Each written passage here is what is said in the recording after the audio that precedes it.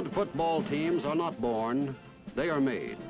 To natural ability must be added skillful direction, well-conditioned bodies, the will to win, teamwork, and training. The whole world sees the payoff.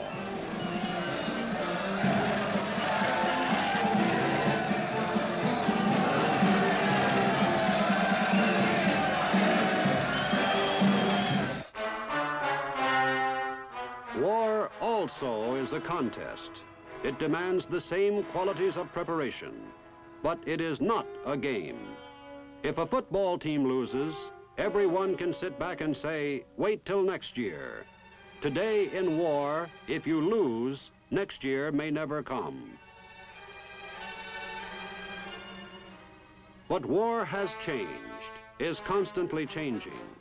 It is being remolded by a multiplicity of new instruments, tactics, strategies, and purposes. Only one element of combat remains constant, the human one. How is he prepared for the ever-changing contest where you don't get a second chance?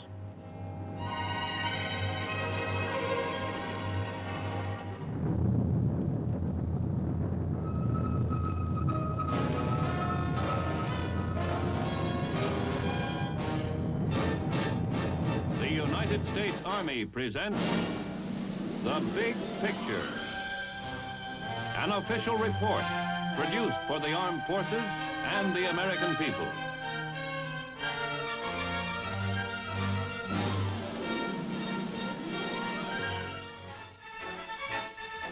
The story of today's combat-ready defense force begins with the individual. He's Johnny Smith or Jim Brown, the fellow you watched grow up across the street, up the block, or in your own home.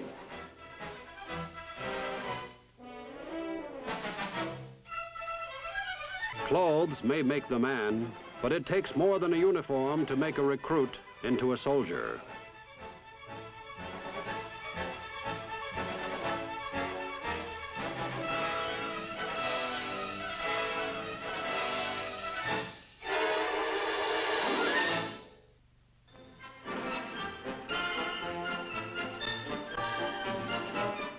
Well-conditioned bodies, another fundamental.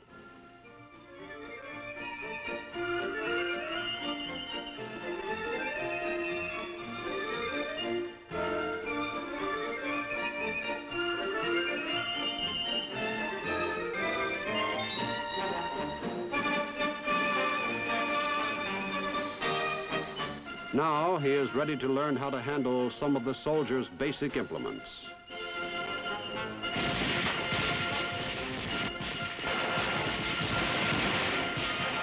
And learn to deal with the kind of realities he must face when it counts.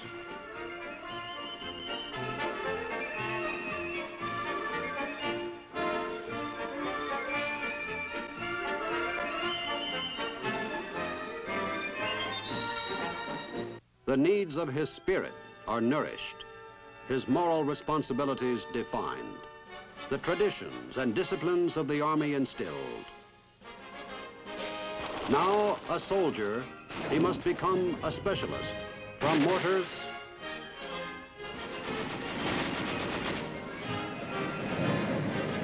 to missiles to paratrooper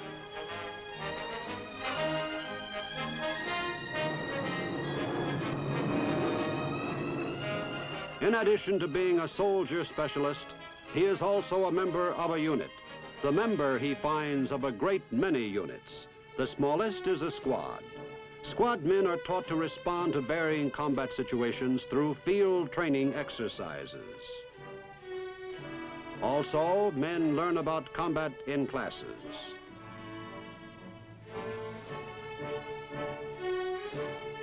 And through solving sand table problems. Soldier specialist, member of a squad, platoon, company, battalion, division. The demands on the individual grow with the scale of the operation, and there comes a time when solving the small unit field problem is not enough preparation for meeting the harsh complexities of battle today. The Army has found that the best preparation for combat, particularly where large units such as battle groups, divisions, armies are involved, is the mammoth field exercise and maneuver. These intricate training tests, simulating actuality, are a practical answer to the situation in a world technically at peace, but constantly on edge.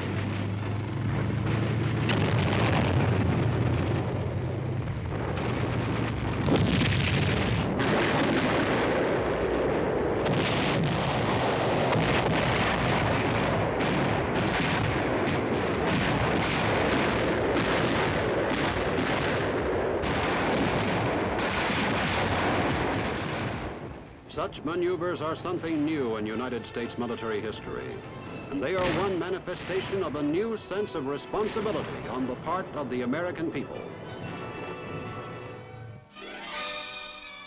Training actually began in the American Army at Valley Forge in 1778.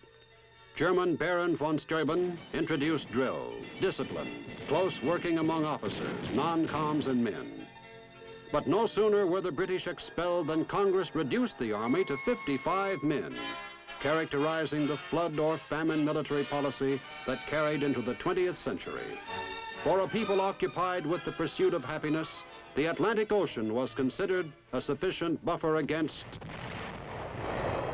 nations with other pursuits.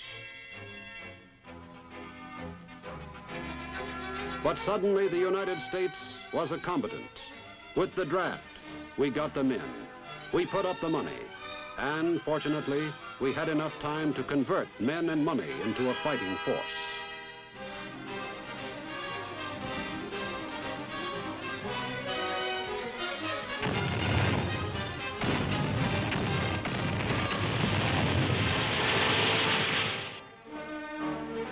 Armistice, peacetime, the time for celebrations and parades and disbanding.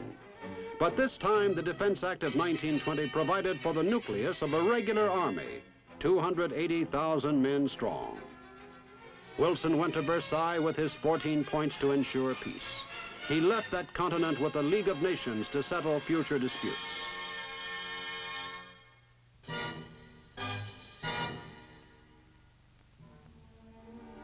Hitler told his people there was another way. He offered guns instead of butter. The proposition was accepted.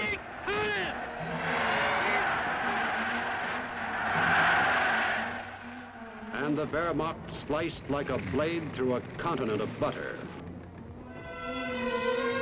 With Panzers and Stukas,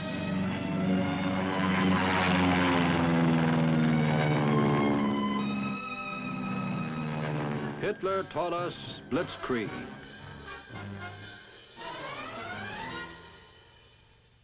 We began to train with stovepipes.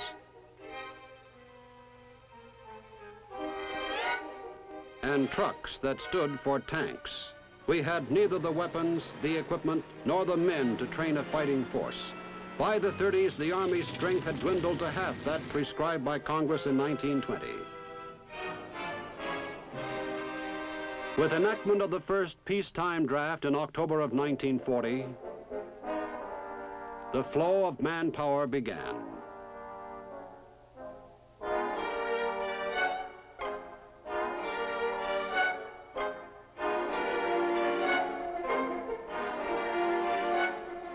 By the following year, large-scale maneuvers were possible. Valuable lessons could be learned in handling masses of men, in discovering what mistakes to avoid. But the full value of training was denied by the still prevailing shortage of equipment.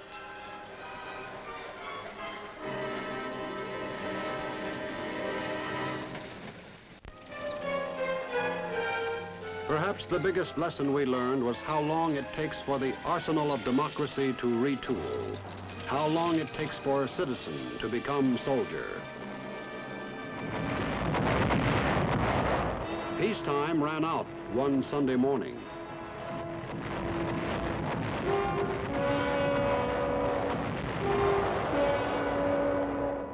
But the United States still had the oceans on its flanks. In the 1940s, the oceans could be translated into time. Time to train pilots, mechanics, tankmen and paratroopers. Time to teach assault troops how to secure a beachhead in history.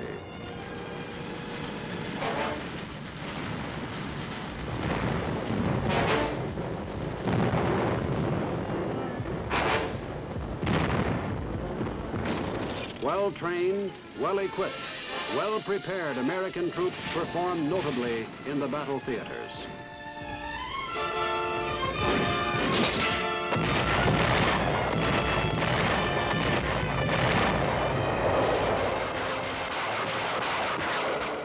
They won.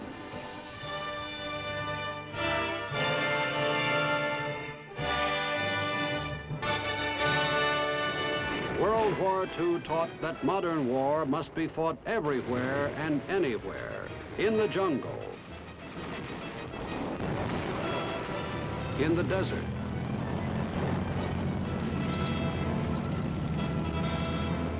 in winter or Arctic snow.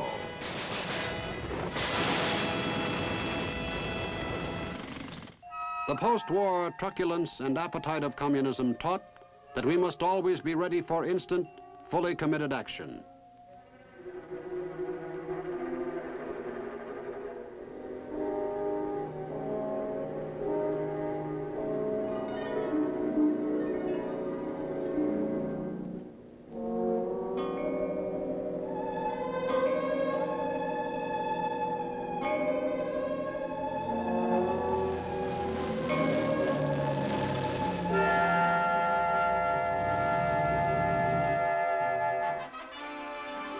These necessities have fathered the modern field training maneuver. At Fort Riley, Kansas, exists one of the distinguishing features of the modern maneuver. Here in the heart of the United States is the headquarters of a so-called aggressor force, complete with table of organization to the minutest detail, ready to dispatch advisory personnel to all training and testing exercises. The specially trained aggressor troops with alien uniforms, ways, and tactics give Army units a feeling of opposing an actual enemy.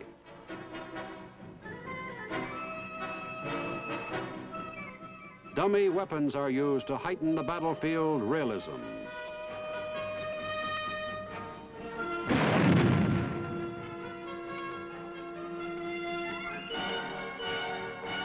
As in combat, the tested soldier is made to feel he is acting against a real opponent with all the attendant pressures, confusion, and discomfort of combat.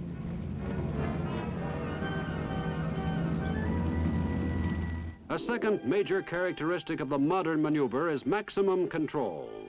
Highly trained umpires see to it by strict supervision that the soldier and his unit derive maximum benefit from the exercise.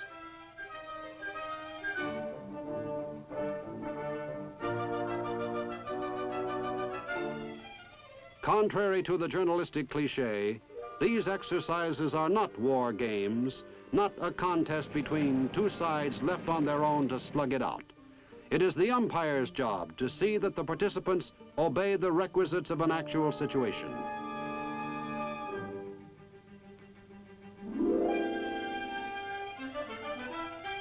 The modern field maneuver is the most complex, thoroughly planned operation in peacetime history. As in Operation Sagebrush, the Army Command decides fully 3 years in advance what goals it wants attained, training certain units, testing commanders, weapons, or strategies. An exercise director studies aerial photos and maps, then visits the area. If suitable, the Army must see that it is available. Farms must be rented, fields leased. Owners assure that they will be compensated for any damage. Then a scenario is written plotting the course of the operation.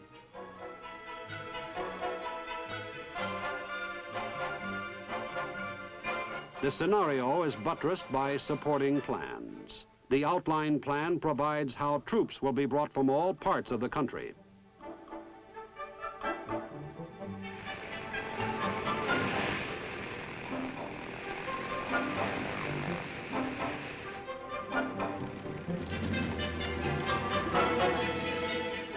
The aggressor force reads the script beforehand. The intelligence plan is a detailed outline of the aggressor force and its action.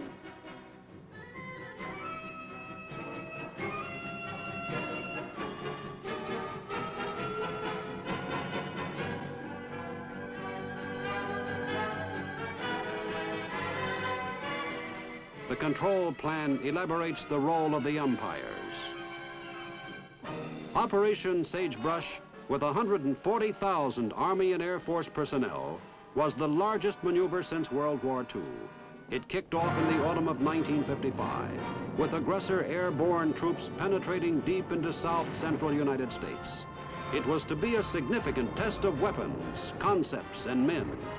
The first task of the defenders was to contain the initial thrust of the aggressor force.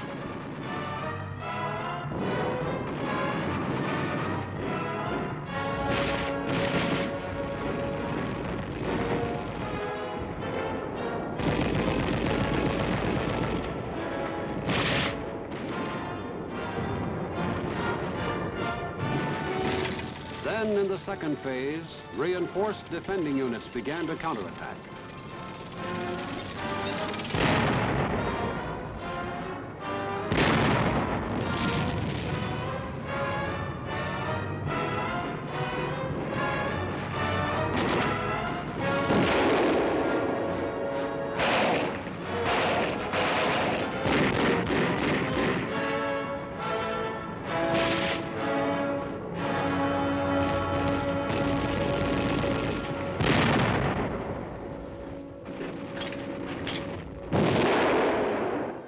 Umpires saw to it that the laws of logistics were observed, that the consequences of maneuver and firepower were realized.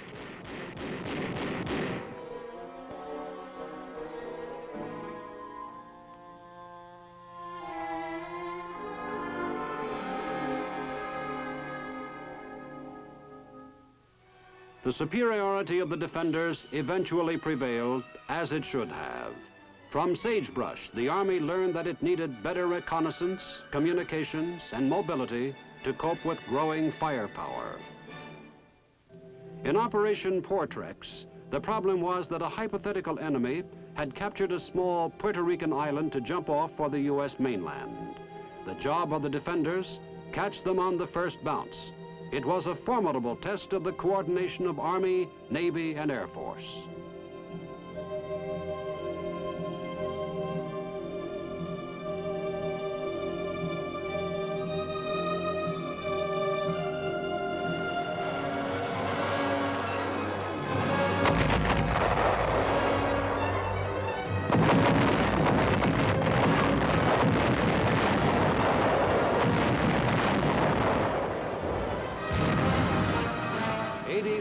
Soldiers, sailors, and airmen took part in this amphibious operation, the first maneuver of such magnitude since World War II.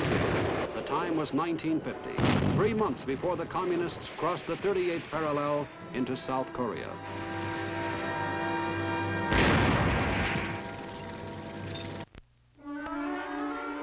A man-sized job in Operation Arctic Night was simply getting there. Moving a battalion of the 82nd Airborne, one of the Strategic Army Corps units, from Fort Bragg, North Carolina, 3,500 miles to Thule, Greenland.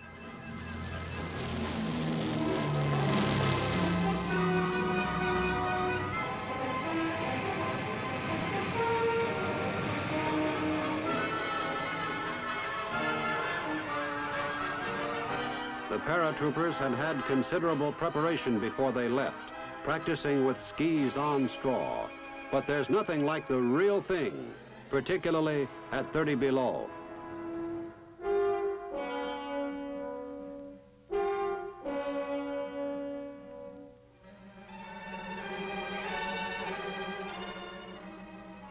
This was the first mass para-jump in the Arctic just a few years ago, a feat that has been repeated since.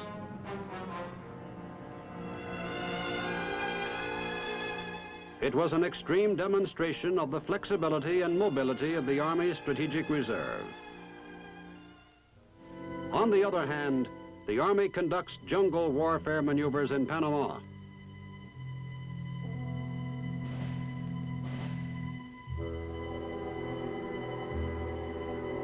These maneuvers have been held in conjunction with good neighbors in Latin America, symbolizing the cooperation and joint responsibilities of the free world.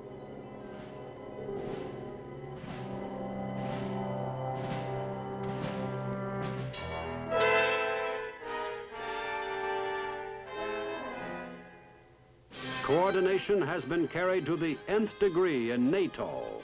These forward line defense forces are constantly sharpened in recurring maneuvers from Turkey to Norway, manifesting the unity of the 14 nations.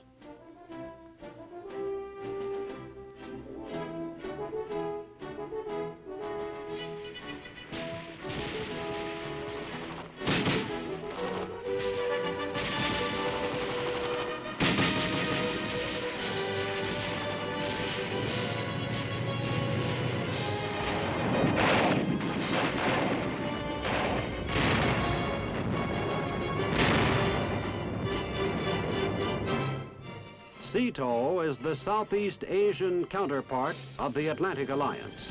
It too keeps sharp with field exercises. Another form of cooperation has been between armed forces and civilian populations. Under a deliberate policy since World War